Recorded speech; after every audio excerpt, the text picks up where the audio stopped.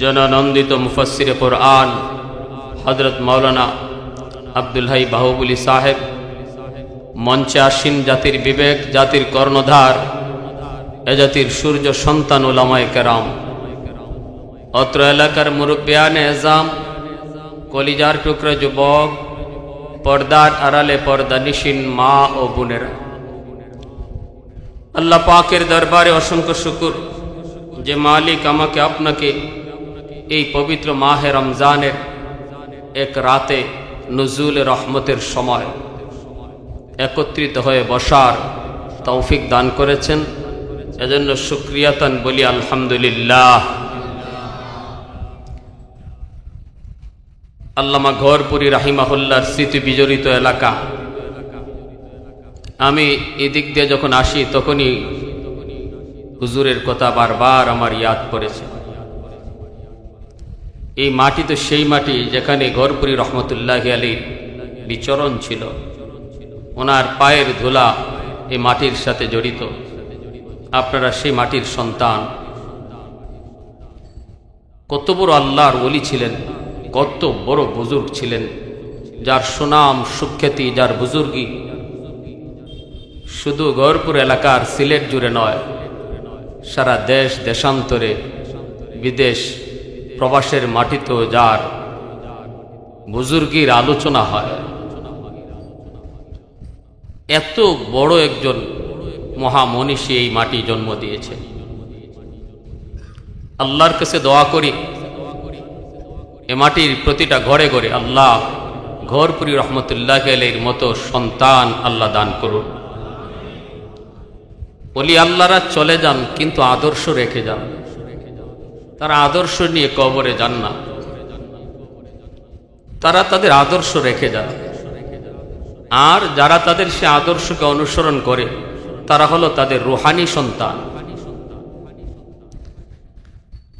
প্যারে হাজিরিন,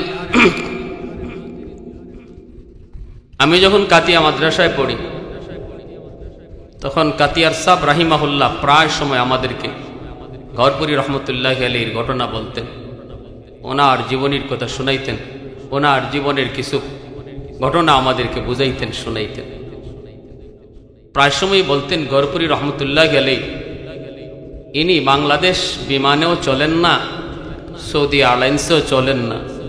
উনি যে কোন বিমানে চলেন এটি ইনি জানে আর আল্লাহ জানে।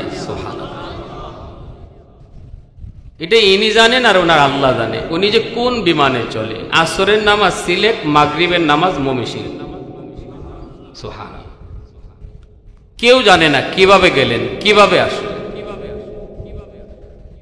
আমি যখন চুনারুঘাট 7 দিন তাফসীর হয় আগে প্রায় আসতাম, এখন অতি ব্যস্ততার কারণে আসা হয় না। তো হুজুরের জীবনী নিয়ে কিছু কথা বলতেই মাদ্রাসার বড় হুজুর বলতেছেন, হযরত ঘরপুরি রহমতুল্লাহি আলাইহি আমাদের এই তাফসীরে প্রতি বৎসর আসতেন এবং এসে রাতে থাকতেন। 1 বৎসর ব্যতিক্রম হয়েছে, আমরা ওনাকে রাতে রাখছিও, জাগাও করে দিছি। কিন্তু রাত যখন গভীর হলো 2:30-3টার দিকে, কোন ছাত্রর কি কারণে জানি ওনার একটু ইবাদতে সমস্যা হয়েছে না কি হয়েছে জানি না, ইনি বের হয়ে বলতেছেন আমি চলে যাব, আমি আজকে থাকবো না, চলে যাব, এখনই চলে যাব। তখন হুজুররা বলতেছেন, হযরত এত রাতে আপনারে আমরা ঘরপুর পাঠাবো কি করে, এত রাতে কি করে পাঠাবো? হুজুর বলতেছেন, আমি কি তোমাদেরকে বলছি যে আমারে পাঠাও?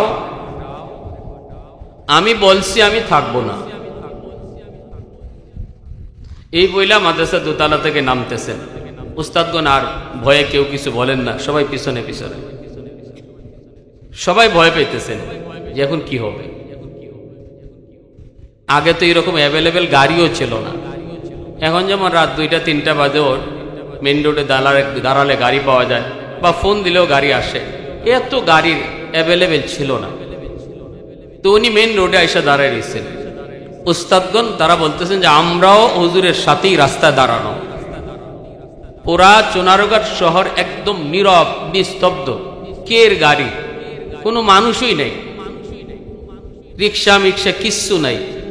এখান থেকে আমরা হুজুরকে কেমনে গহরপুর পাঠাবো আর হুজুরি কি করে আসবেন? হুজুর শুধু এতটুকু বলতেছেন যে ফজরের পর আমার হাদিসের ক্লাস করতে হবে, আমার চলে যেতে হবে, আমি আজকে থাকবো না। দাঁড়াই রয়েছেন সবাই। হুজুর বলতেছে যে হঠাৎ করে দেখি একটা সাদা রঙের প্রাইভেট কার, জুব্বা পরা, পাঞ্জাবি পরা, পাগড়ি পরা একজন ড্রাইভার সা করে গাড়িটা নিয়ে হুজুরের সামনে আইসেই সালাম দিয়া গাড়িটা নিয়ে দাঁড়াই গেল।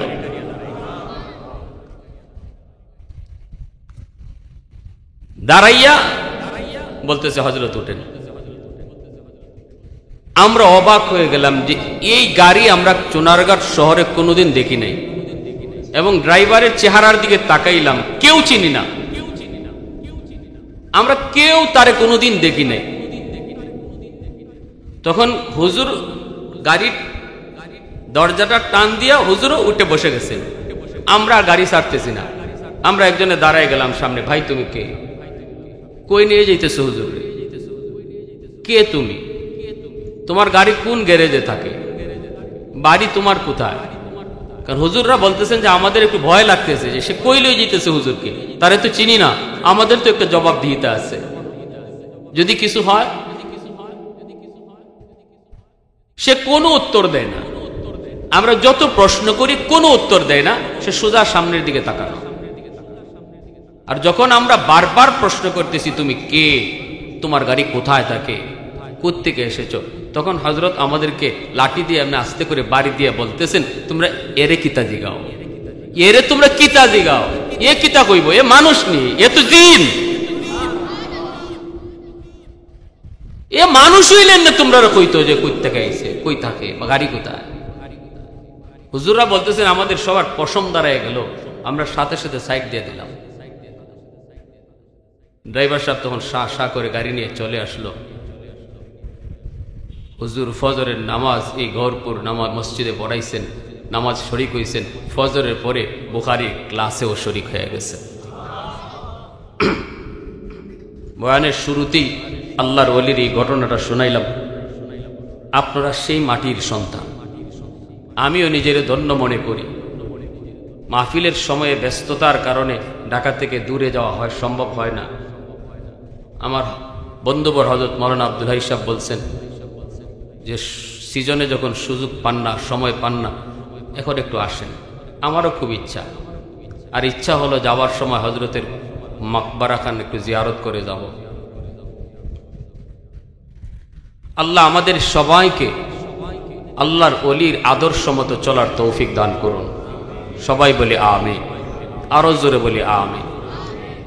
ইয়া আইয়ুহাল্লাযীনা আমানু কুতিবা আলাইকুমুস সিয়াম কামা কুতিবা আলাল্লাযীনা মিন ক্বাবলিকুম লাআল্লাকুম তাত্তাকুন।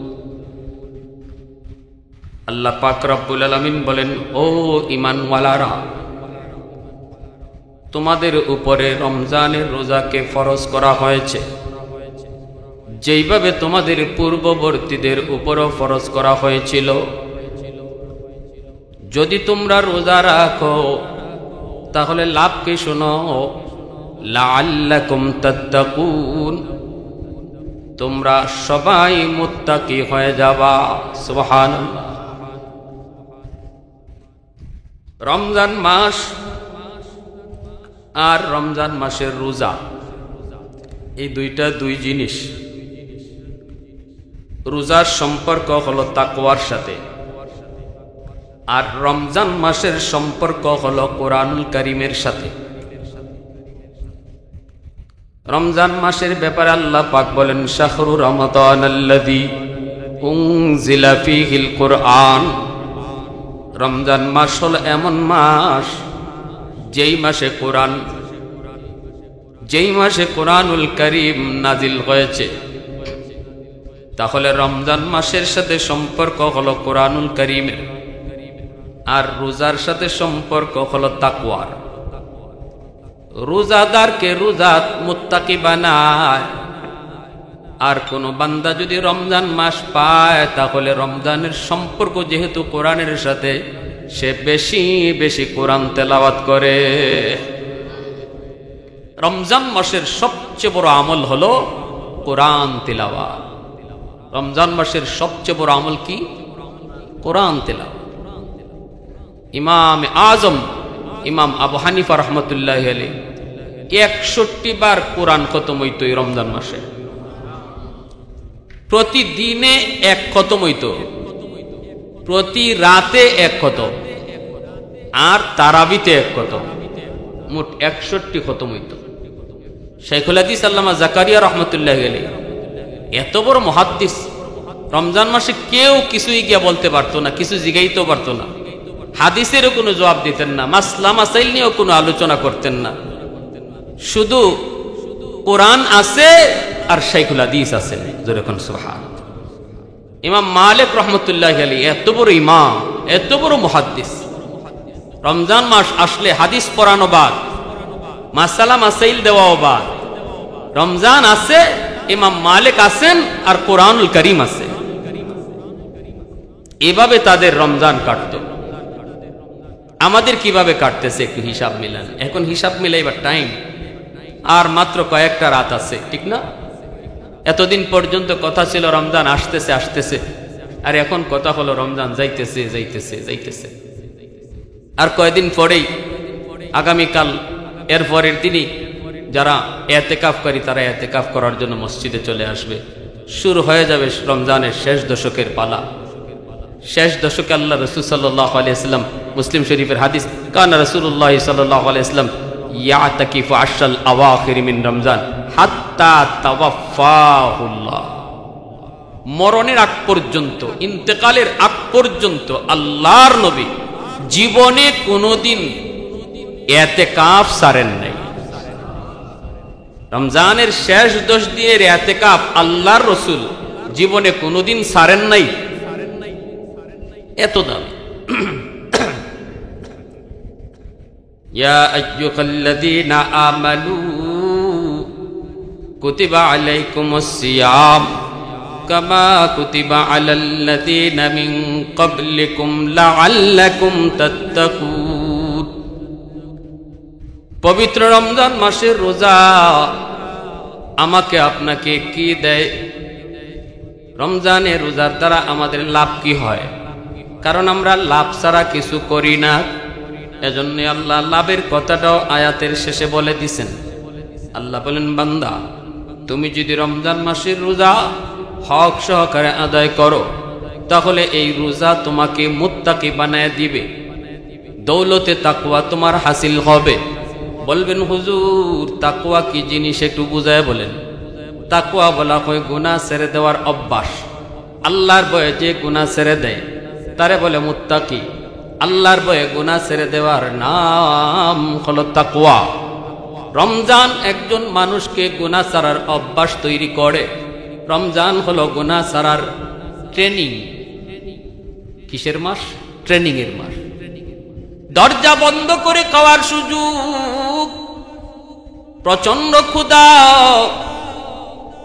মানুষ কেউ দেখবে না, দরজা বন্ধ করে যদি রোজাদার পানি পান করে খানা খায় কেউ দেখবে না। এরপরও কোনো রোজাদার দরজা বন্ধ করে খানা খায় না, দরজা বন্ধ করে পানি পান করে না।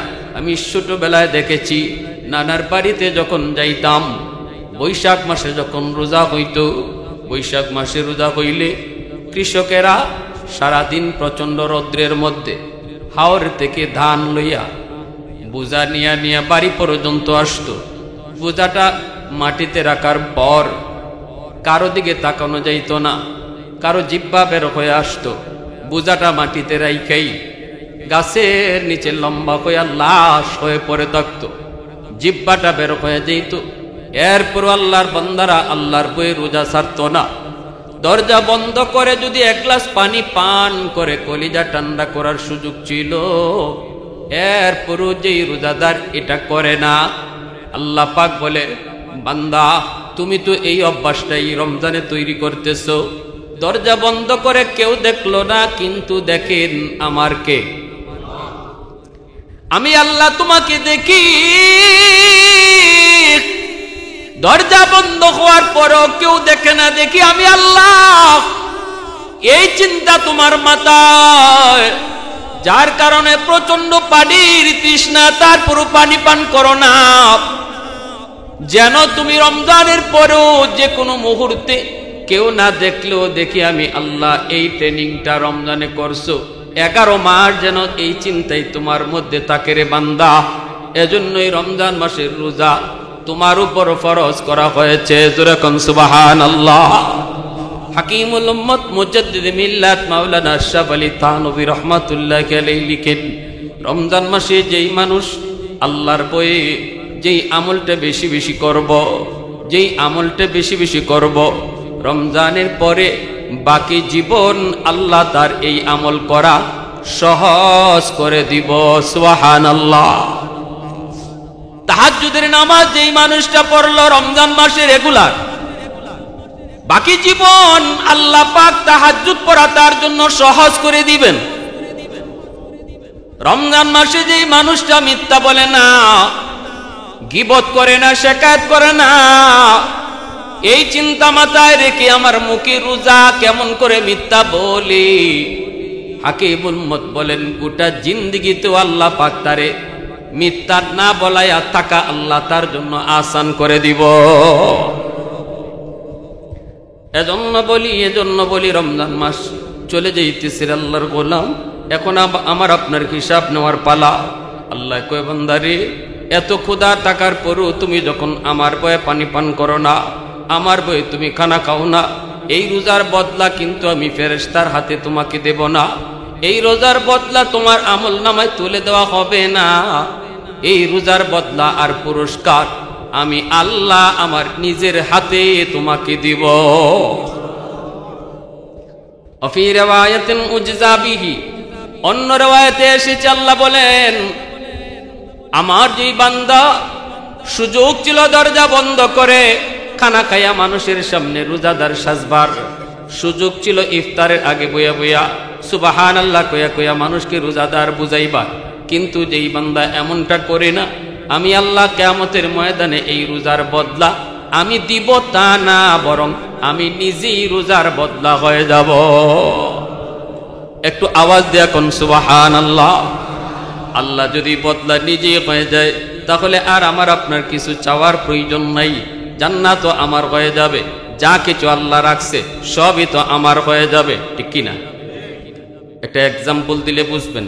একজন আশিক মাশুকের জন্য পাগল, মনে করেন লাইলি মজনু, মনে করেন লাইলি মজনু। এই যে আল্লাহ বলেছেন রোজাদারের বদলা আমি নিজে, আমি রোজাদারের হয়ে গেলাম, এই কথাটা একটা ইশকের বহিঃপ্রকাশ, এটা এক মহব্বতের নজরানা, এটা এক প্রেম ভালোবাসার নজরানা। একজন আশিক তার মাশুকার জন্য এত পাগল, তাকে পাওয়ার জন্য খানা বন্ধ করে দিছে, পানি পান করা বন্ধ করে দিয়েছে, পরিবারের পক্ষ থেকে চাপ দেওয়া হয় লাইলিকে তুই ভুলে যা, নইলে তোর উপরে নির্যাতন হবে। সে বলতেছে যতই মারো, যতই তুমি কাটো, আমি খানা যে বন্ধ করেছি আর খানা খাবো না, পানি পান করা বন্ধ করেছি আর আমি পানি পান করব না, যতক্ষণ পর্যন্ত আমি আমার মাশুককে না পাবো, আমি আমার মাহবুবাকে না পাবো। সাথে সাথে মাহবুবা লাইলি এই খবর পেয়ে গেল। লাইলি খবর পেয়ে চিঠি লিখছে মজনু, তুমি যদি আমাকে পাওয়ার জন্য খানা পানি বন্ধ দিয়ে অনশন করলা, নিজের জীবনের মায়াটা পর্যন্ত তুমি ছেড়ে দিলা, তাহলে জেনে নাও আজ থেকে আমিও ঘোষণা দিলাম তুমি যেমন আমার আমিও তোমার। আল্লাহ পাক বলে বান্দা, আমার যেই বান্দা আমি আল্লাহকে পাওয়ার জন্য খানা পানি বন্ধ করে দিল, আমি আল্লাহ জানাই দিলাম বান্দা তুমি যদি আমাকে পাওয়ার জন্য আমার সিফাত খানা না খাওয়া, আমার সিফাত হলো পানি পান না করা, আমার সিফাত তুমি তোমার মধ্যে নিয়ে গেছো আমি আল্লাহকে রাজি করানোর জন্য, তাহলে তুমি জেনে নাও আমি আল্লাহ জানাই দিলাম আমিও তোমার হয়ে গেছি, আমি আল্লাহ তোমার হয়ে গেছি, আমি আল্লাহ তোমার হয়ে গেছি। এজন্যই কিয়ামতের ময়দানে যখন আল্লাহর আরশের ছায়া ছাড়া কোনো ছায়া থাকবে না, ওই দিন আল্লাহ পাক রোজাদারদেরকে আরশের ছায়ার নিচে বসায়া আল্লাহ নিজে মেহমানদারি করাবেন। এমনকি আল্লাহ প্রথম লোকমাটা আল্লাহ রোজাদারদেরকে নিজের হাতে খাওয়াইবে। এত সুস্বাদু খাবার, এত সুগ্রাণ, হাসুরের ময়দান পুরা গ্রানে মোহিত হয়ে যাবে।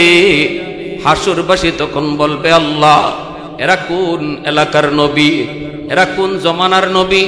আল্লাহ পাক বলবে, এরা নবীও না রাসূলও না, এরা হলো আমার ওই সকল বান্দা বান্দি যারা রমজান মাসে রোজা রাখছে, সারাটা দিন খানার সামনে ছিল এরপরও খায় না। আমি আল্লাহর ভয়ে এরা হলো আমার ওই রোজাদার বান্দা বান্দি।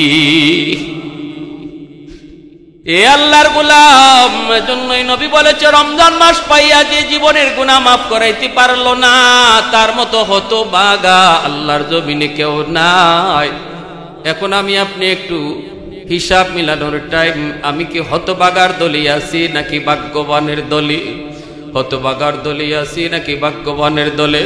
যেই সমস্ত রোজাদার রোজা রাখার পরেও রোজার হক আদায় করলো না, শুধুমাত্র রোজা রাখলো কিন্তু মিথ্যা কথা ছাড়লো না, রোজা রাখলো এরপরও সুদের ব্যবসা ছাড়লো না, রোজা রাখলো এরপরও বাপ মার সাথে বেয়াদবি ছাড়লো না, রমজান মাসে রোজা রাখলো এরপরও মানুষের হক ফেরত দিল না, ভাইয়ের হক মাইরা খাইছে এটা ফেরত দিল না, বোনের হক মাইরা খাইছে এটা ফেরত দিল না, প্রতিবেশীর জমি দখল করে রাখছে এরপরও সে এই হকটা তারে ফিরাই দিল না। এই মানুষটা রমজান পাইল, সবে কদর পাইল, এরপরও তার জীবনের গুনাহ মাফ হবে? মানুষের হক নষ্ট করেছে, ভাইয়ের হক নষ্ট করেছে, ভাইয়ের হক মারছে, বোনের হক মারছে। বাবা মারা যাওয়ার পর বাবার সম্পদের ভিতরে বোনের হক আছে না নাই? হ্যাঁ, সবার হক আছে। ভাইদের হক যেমন আছে, বোনের হকও আছে। অনেক ভাইয়েরা আছে বোনদেরকে সম্পদ দেয় না, না দিয়া কয় কি, যত মানুষে যত মহিলারা বাপের বাড়ির সম্পদ নিছে, নেওয়ার পরেই বাপের কবর ফাইট, এই কথা কইয়া বোনদেরকে ডর দেখায়। আবার কিছু কিছু ভাই এমনও আছে, কই তুই যে বাপের বাড়ির সম্পদ লইয়া যাইবি, বেড়াইতে আইবি না, বেড়াইতে আইবি না? বোনে তখন কয়, ভাই এটা কি কোন বেড়াইতে আইমু না মানে? কারণ মহিলারা স্বামীর বাড়িতে যতই থাকুক বাপের বাড়ির মায়া কোনোদিন বলতে পারে না। বুড়া হয়ে গেলি গো, বৃদ্ধ হয়ে গেল, বাপের বাড়ির মায়া মহব্বত মহিলারা কোনোদিন বলতে পারে? একটু সুযোগ পাইলেই যখন বাপের বাড়িতে আওয়ার সুযোগ পায় তখনই যেন ঈদের আনন্দ বয়, খুশ থাকে না, এত খুশি। যখনই বাইয়ে কয় তুই কি বেড়াইতে আইবি না, সব সম্পদ যে লই যাইবি, তখন কয় কি কো ভাই, বেড়াইতে আইমু না, আমি যাইমু আর কই, আমি তাইলে এখানে আইমু। ভাই এটা কি কো, তো নিয়ে যাইবে যে সব, ভাই নিতাম না, তা হোক তুমি খাও। এই যে খাইতেছেন, আগুন খাইতেছেন, হারাম খাইতেছেন, নাপাক খাইতেছেন। বুনরে ডর দেখাইয়া আমি আপনারে বলি, কোথাও বেড়াইতে যাইতে কি আগে জমি রাখুন লাগে? আপনারা যে অমুকের বাড়ি থেকে তমুকের বাড়ির, এখান থেকে ওখানে বেড়াইতে যান, কার বাড়িতে কে কয়েকের জমি রাখছেন? আর ভাই যে এই কথা কয় তুই কি বেড়াইতে আইবি না, ভাই কি বোনের বাড়িতে বেড়াইতে যায় না বৎসরে এক দুইবার? তো ভাই বোনের বাড়িতে কতটুকু জমি রাখলো? এই সমস্ত চিটারি বাটপারি কথা কইয়া যে সমস্ত ভাইয়েরা বোনের সম্পদ খাইতেছেন, রমজান আইবো আর যাইব, সবে কদর আইবো আর যাইব, জীবনেও গুনাহ মাফ হবে না, গুনাহ মাফ হবে না। ভালো করে বুঝা রাখেন, জীবনে বহু সবে কদর আইবো আর যাইব। ছোট ভাইয়ের সম্পদ আপনি দখল করে রাখছেন, এতিমের মাল ভোগ করে খাইতেছেন, জীবনে বহু এতেকাফ করছেন, লাভ নাই, কঠিন ব্যাপার। এজন্য রমজান আসছে ওই লোকের জন্য গুনাহ মাফ করাইয়া মাসুম বানাইতে, যে মানুষ রমজান মাস পাওয়ার সাথে সাথে তার পিছনের জীবনের সব অপরাধের কথা ইয়াদ কইরা আল্লাহর কাছে তওবা করে, আল্লাহর হক নষ্ট কইরা থাকলে এটারে কাজা করে, আর মানুষের হক তার দ্বারা নষ্ট হয়ে থাকলে দ্রুত ফেরত দিয়া দেয়, দ্রুত বুঝাইয়া দেয়, দ্রুত বুঝাইয়া দেয়, দ্রুত বুঝাইয়া দেয়। আর এই কথা মনে করে আল্লাহ জানি না আগামী রমজান হায়াতে পাই কি পাই না। বলুন, গত রমজানে আমাদের সমাজের মধ্যে এমন বহু মানুষ, মায়ার মানুষ দুনিয়াতে ছিল, আজকে তারা নাই, এমন আসেনি না নাই? আমি আপনিও যে আগামী রমজানে এই জমিনের উপরে থাকবো, কোনো গ্যারান্টি? জোরে বলেন, কোনো গ্যারান্টি? কেমন করে আমরা এত নির্ভয়, এত নির্ভয় কেমন করে হলাম? একটু কি দিলের ভিতরে ভয় লাগে না? একটু কি দিলের ভিতরে ভয় হয় না? বন্ধু চোখের সামনে কবরে চলে গেল, আমার সমবয়সের মানুষটারে আমি নিজের হাতে কবরে রাখলাম। কত স্বপ্ন ছিল তার, কত স্বপ্ন, কত আশা, কিন্তু কোনো স্বপ্নই তার বাস্তবায়ন হলো না। অথচ নবীর সাহাবায়ে কেরাম দুনিয়া থাকতেই যারা জান্নাতের সার্টিফিকেট পেয়েছেন, আল্লাহর নবীর কাছ থেকে তারা সুসংবাদ পেয়েছেন, তাদের অন্তরও কি পরিমাণ ভয়?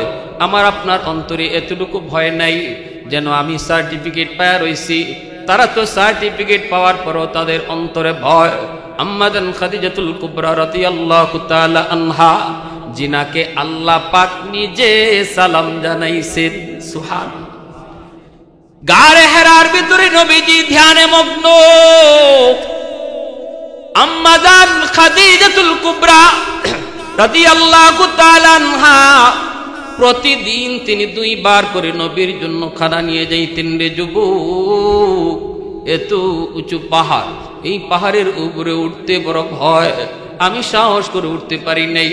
অথচ আম্মা জান সকাল সন্ধ্যা 2 বার আমার নবীর জন্য খানা নিয়ে ওই পাহাড়ের উপরে উঠতেন। একদিন জিব্রাইল আমিন নবীজির পাশে বসা, ওই অবস্থায় নবীজির পাশে জিব্রাইল আমিন বসা।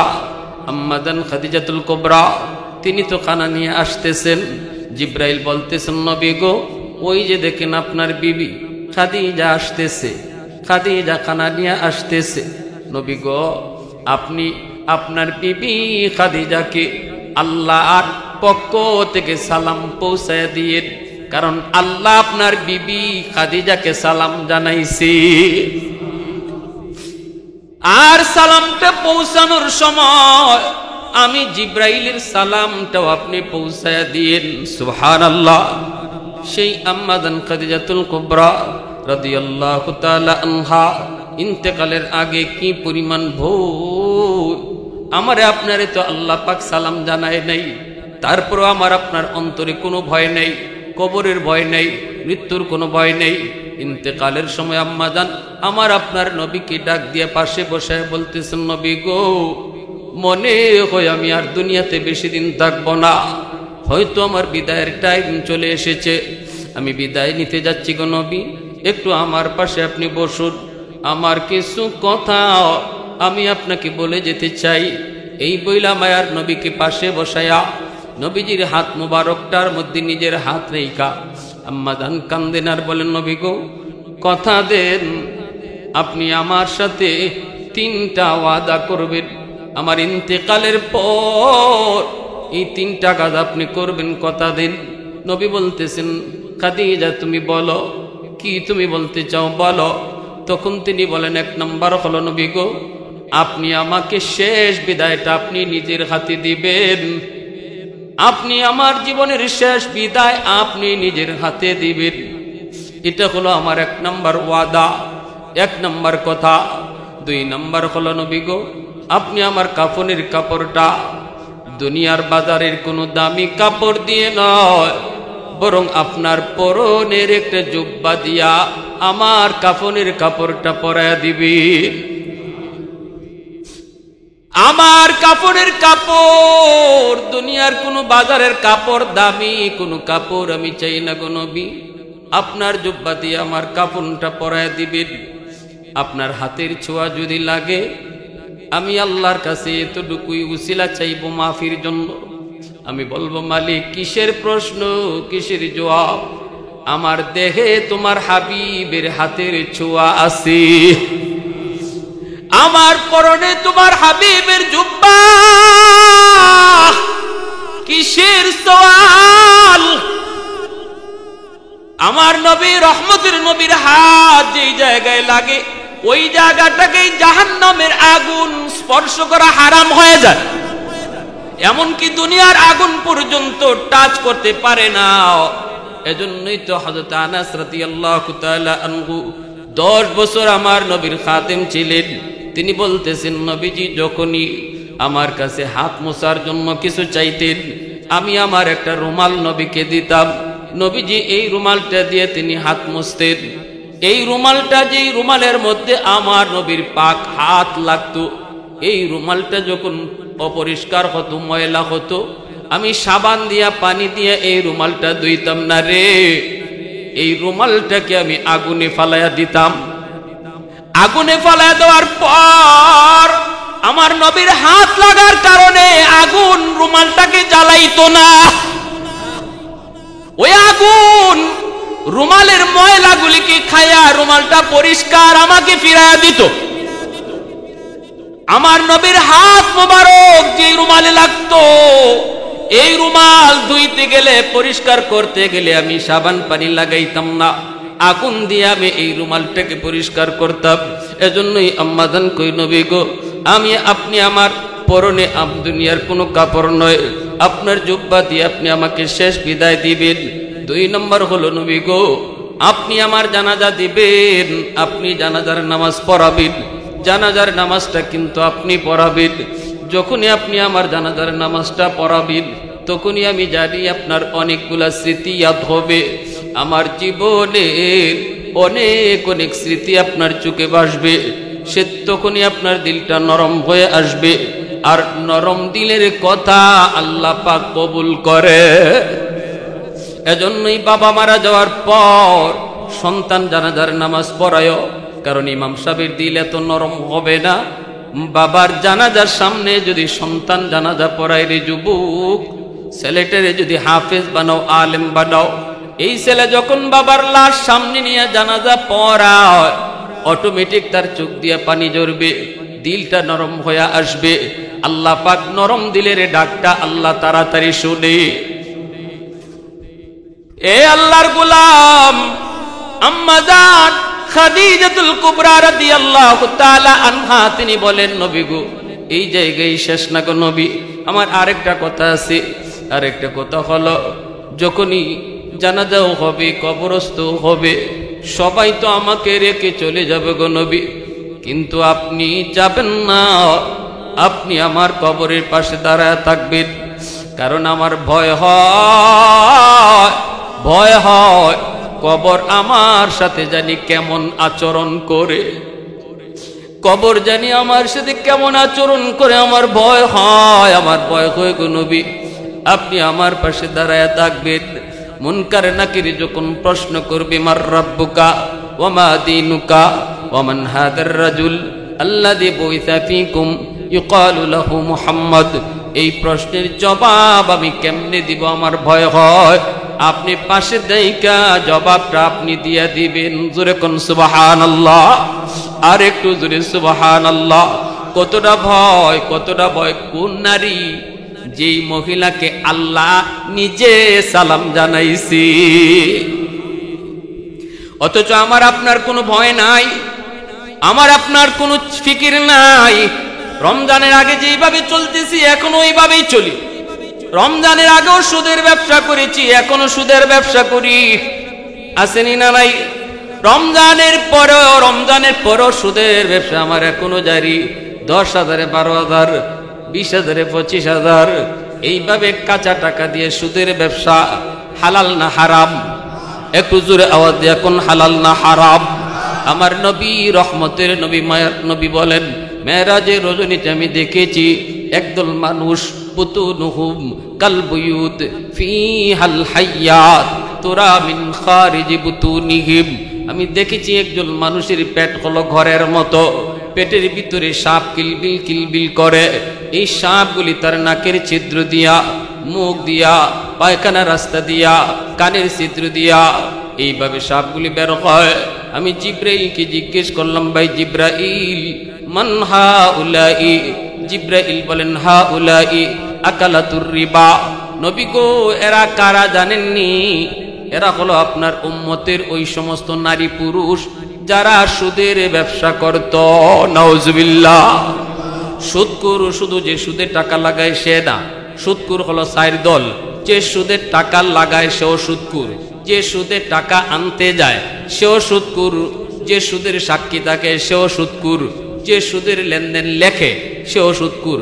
লানা রাসূলুল্লাহ সাল্লাল্লাহু আলাইহি ওয়াসাল্লাম আকিলার রিবা ওয়া মুকিলাহু ওয়া কাতিবাহু ওয়া শাহিদাইহি। নবী বলেন, এই 4 দল হলো সুদকুর, এদের উপরে আল্লাহর নবীর লানত, এদের উপরে আল্লাহর নবীর লানত। অতএব সুদের লেনদেন কোথাও হইতেছে, এটা আপনি বাধা দেওয়ার পরেও যদি না মানে তাড়াতাড়ি হইরা যান। আপনার চোখের সামনে যদি আপনি এটা দেখালান, তাহলে আপনিও কিন্তু এই দলে শামিল হয়ে যাবেন, সাক্ষীর কাতারে পড়ে যাবেন।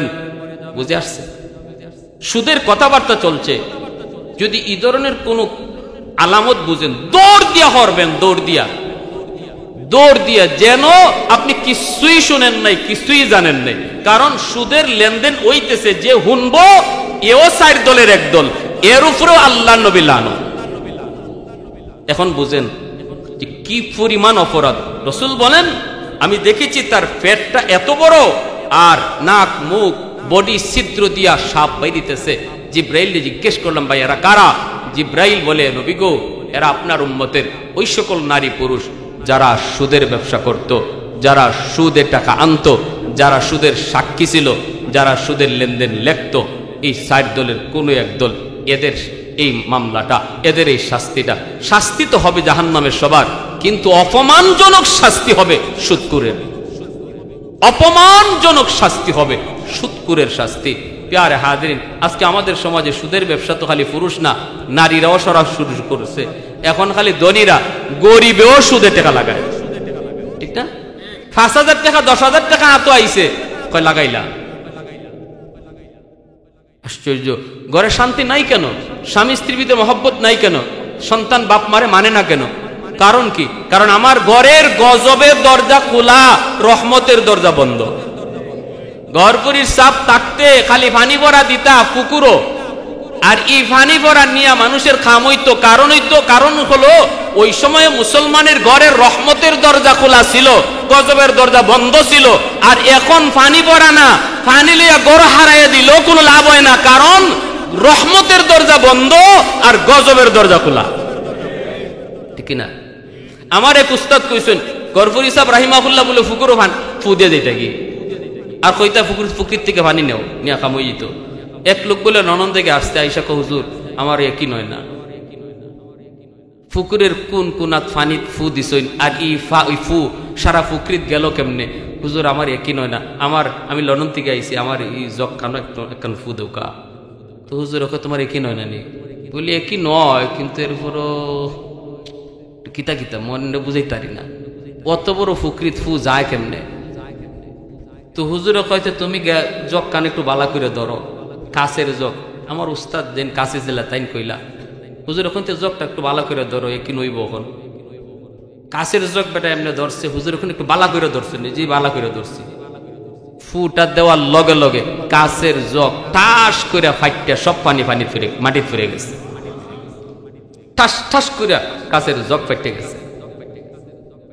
হুজুর ওখানে একই নইছে নি? হুজুর ফুরা একই নই গেছি। ফুকরি যেখান থেকে পানি নিলে এখান থেকে কাম হইব, একই নিয়ে গেছি। কারণটা কি? ওই সময়ে মুসলমানের ঘর কোরআন তেলাওয়াতের ঘর ছিল, ফজরের পরে আটলে তেলাওয়াতের আওয়াজ শোনা যাইত।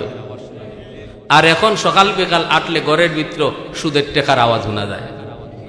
খালি মাতই হয়, টেকা লইলিছনি, টেকা দেলাইছেনি, তারিখ আইছেনি। হ্যাঁ, আমাদের হবিগঞ্জের একটা বাজার, নাম বলবো না, এই বাজারে আমাদের দাদারা বলছেন প্রসিদ্ধ একজন সুদকুরা ছিল, সে সুদের ব্যবসা করত।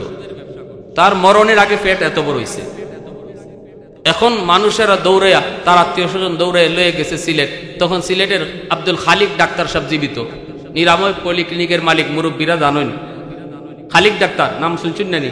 খুব প্রসিদ্ধ আসলা। তাই নিরাময় পলিক্লিনিকে নেওয়া হয়েছে পরে তাই মেশিন লাগাইছেন, লাগাই এখন তোমরা কেডা তারে লই আইছো, তাড়াতাড়ি আমার হাসপাতাল থেকে ভাগো। আমার মেশিনও এমন এক সাপ তার পেটের ভিতরে ধরা পড়ছে, এই সাপ বাইর করার মতো যন্ত্র আমার কাছে নাই। ওই বুঝেন আমার নবীর হাদিস, নবী বলেছেন আমি জাহান্নামে দেখেছি সুদকুরের পেটে সাপ, আর দুনিয়ার বাস্তব ঘটনা শুনাইতেছি, এই মরণের আগে তার পেটেও সাপ জন্ম নিছে। আর খালিক ডাক্তার সাহেব কইতেছে এই সাপ বাইর করার মতো ক্ষমতা আমার নাই, তাড়াতাড়ি যাও। এরপরে তারে লইয়া হইছে ইন্ডিয়ার মাদ্রাজ যাওয়া লইছে, মাদ্রাজ টেকা আছে গেছে মাদ্রাজের ডাক্তাররাও কইছে খালিক ডাক্তার যা কইছে ঠিক কইছে, আমাদের মেশিনেও সাপ ধরা পড়ছে, এমন সাপ আমরাও জীবনে কোনোদিন দেখি নাই। তাড়াতাড়ি যাও। এই সাপ কেটো লইয়া তার মরণ হইছে, এই সাপ কেটো লইয়া তারে কবরে রাখা হইছে। নাউজুবিল্লাহি মিন যালিক। এর চেয়ে বড় বোকা দুনিয়াতে আর কেউ নাই, যে হারাম টাকা ঘরে ঢুকায়, খায় 10 জনে, আর হাসরের মাঠে আল্লাহর সামনে হিসাব দিতে হয় তার একা। হারাম টাকা দিয়া ঘর বানাইলো 10টা রুম, একটা রুমে সে একা থাকে, আর 9 রুমে মা থাকে, বাবা থাকে, ভাই থাকে, বোন থাকে, আত্মীয় স্বজন আইলে থাকে। কিন্তু হাসরের মাঠে আল্লাহ পুরা 10টা রুমের হিসাব নিব তার কাছ থেকে একা। 9 রুমে যে অন্য মানুষ থাকছে এরার হিসাব দেওয়া লাগতো না, হিসাব দিব যে হারাম টাকা দিয়ে ঘর বানাইছে তার। এক ফাতিল ভাত রান্দা হইছে, পুরা ফাতিলের ভাত কিন্তু হে একা খায় না, খাইছে 1 প্লেট ভাত, আর 9 প্লেট ভাত খাইছে আরো 9 জনে। কিন্তু হিসাব দিব সে 10 জনের, হিসাব দিব সে একা 10 জনের। খাইল 9 জনে, কিন্তু হিসাব দিব সে একা। কারণ কি? এতটুকু জানার পরেও যে মানুষটা সুদে ব্যবসা কইরা ঘরে টাকা ঢুকাইতেছ, হারাম টাকা ঘরে ঢুকাইতেছ, তার মতো দুনিয়াতে বোকা আল্লাহর জমিনে আর কেউ নাই। ঠিক কিনা? জোরে বলেন, আরো জোরে বলেন, ঠিক কিনা? আমার ভাইরা বন্ধুরা জন্য বলতেছিলাম, আম্মা জান ডাক দিয়া বলে, স্বামী গো, ও স্বামী, আমার ইন্তেকালের পর আমার কবরের পাশে আপনি দাঁড়ায় থাকবেন। জানি না মুনকার নাকির যখন প্রশ্ন করবে আমি জবাব দিতে পারবো কিনা। অবশ্য আমি আমার ভয় হয়, ভয় হয়। আপনি আমার পক্ষ থেকে জবাবটা দিয়ে দিয়েন। যেরকম সুবহানাল্লাহ। আল্লাহর নবীকে এই কথাগুলা যখন তিনি বললেন, নবীজির চোখ থেকে পানি পড়ে, আল্লাহর নবী হাতে হাত রেখে কান্দেন। নবী বলতেছেন, খাদিজা, ও খাদিজা, কেমন শুনাইতেছো, কি বলতেছো? আমি নবীরে, তুমি কোন সাগরে বাসে যাও? মাত্র 3 দিন হলো আমার চাচা আবু তালিব দুনিয়া থেকে বিদায় নিয়েছেন গো। আর তুমিও যদি এখন বিদায় নেও, আমি কার কাছে গিয়া সান্ত্বনা পাবো? আল্লাহ নবী, রহমতের নবী, এই নবুয়তের 10ম বৎসর, নবীজির বড় পেরেশানির বৎসর। এজন্যই এই বৎসরটাকে আমুল হুজুন বলা হয়। এই বছরে নবীর চাচা আবু তালিব মারা যান। নবীজির প্রিয়তমা স্ত্রী আম্মা জান খাদিজাতুল কুবরা ইন্তেকাল করেন। এই বৎসরই নবীজি তায়েফের ময়দানে তিনি নির্যাতিত হন। এই বৎসরটা হলো আমার নবীর বড় কষ্টের বৎসর। নবীজি বলতেছেন, খাদিজা, সারা জীবন আমাকে আগলে রাখছো, আমাকে তুমি ছায়া দিয়ে দিয়ে রাখছো। আমার চাচাও এখন নাই, তুমি এখন বিদায় নিতেছো গো খাদিজা, আমারে কার কাছে রেখে যাইতেছো? আম্মা জান তখন চোখের পানি মুছেন আর বলেন, স্বামী গো, আপনার জন্য আমার আল্লাহই যথেষ্ট। আর ওই মুহূর্তে নবীজির কলিজার টুকরা মেয়ে খাতুনে জান্নাত ফাতেমা রাদিয়াল্লাহু তাআলা আনহা, তিনি আয়েশা মার গলা জড়ায়া ধরে বলতেছেন, মা গো, ও মা, মা তুমি বুঝি বিদায় নিতেছো? তখন আম্মা জান খাদিজা কই, মারে, ও মা ফাতেমা, আমিও বিদায় নিতেছি। আজকে থেকে তোমার বাবার দেখশন তুমি ফাতেমায় নিবা। এ ভাইরা বন্ধুরা, আল্লাহ নবী, রহমতের নবী, আম্মা জানেন খাদিজাতুল কুবরার ইন্তিকালের পর কবরের পাশে নবী দাঁড়ায় রইছেন। সাহাবায়ে কেরাম সবাই একে একে চলে যাইতেছেন। ওই অবস্থায় হযরত ওমর ফারুক রাদিয়াল্লাহু তাআলা আনহু কই, নবী গো, আপনি যাবেন না? আবু বকর বলতেছে, নবী গো, আপনি যাবেন না? নবী চোখের পানি মুছেন আর বলেন, আবু বকর, ওমর, তোমরা যাও, আমার খাদিজার সাথে আমার কিছু ওয়াদা আছে, এই ওয়াদাগুলো পূরণ না করে আমি যেতে পারি না। আমি কথা দিয়েছি, যাও, তোমরা যাও। চলে গেলেন সবাই। নবীজি কবরের পাশে দাঁড়ায় রইছেন। এ ভাইরা, জিব্রাইল আমিন আয়েশা হাজির। জিব্রাইল বলতেছে, নবী গো, আপনি দাঁড়ায় রইছেন কেন? আপনি যান না কেন গো নবী? আপনি যান না কেন? নবী চোখের পানি মুছের বলতেছে, জিব্রাইল, ও জিব্রাইল, জিব্রাইল, একটু কও, আমি এখন কার কাছে গিয়া সান্ত্বনা পাবো রে? আমার খাদিজা তো তার সমস্ত সম্পদ আল্লাহ রাস্তায় দান করে দিছে, আমাকে সব সময় ছায়া দেয়া রাখছে। আমি এখন কার কাছে গিয়ে সান্ত্বনা পাবো? জিব্রাইল আমার খাদিজার সাথে আমার কথা দেওয়া, আমি তার কবরের পাশে দাঁড়ায়া মুনকার নাকিরের প্রশ্নের জবাব আমি দেব, খাদিজার যেন দিতে না হয়। তখনই জিব্রাইল কই, নবী গো, ওগো নবীজি, আপনি এই জায়গায় দাঁড়ায় থাকলে কোন ফেরেশতা সাহস করে কবরে ঢুকতে আয় না। ইয়া রাসূলুল্লাহ, আপনি যদি এই জায়গায় দাঁড়ায় থাকেন মুনকার নাকির সাহস করে কবরে ঢুকবে না, কেউ আসে না গো নবী, আপনি সরে যান। আর আপনি কোনো টেনশন করবেন না, আপনার খাদিজার প্রশ্নের জবাব আল্লাহ নিজে দিয়া দিবে। জোরে কন্যা সুবহানাল্লাহ, আর একটু জোরে সুবহানাল্লাহ। উলফত মে তেরি ওয়াইসি নে দান কো তোরা, বু বকর উমর নকশ কদম তেরা না ছোরা। उल्फत में तेरी वैसी ने दान को तोरा, बो बकर उमर नक्श कदम तेरा न छोरा। आयो शाक नबी वाके असरार मदीना, सुल्तान का सुल्तान है सुल्तान मदीना। सरकार का सरकार है सरकार मदीना, गुलजार का गुलजार है गुलजार मदीना। अल्लाह ने मक्का ही में ये काबा बनाया, इस काबा का काबा तेरी मरकद को बनाया। अल्लाह ने मक्का ही में ये काबा बनाया, इस काबा का काबा तेरी मरकद को बनाया। ऐसा लम्हा जी चले जा राह मदीना, सुल्तान का सुल्तान है सुल्तान मदीना।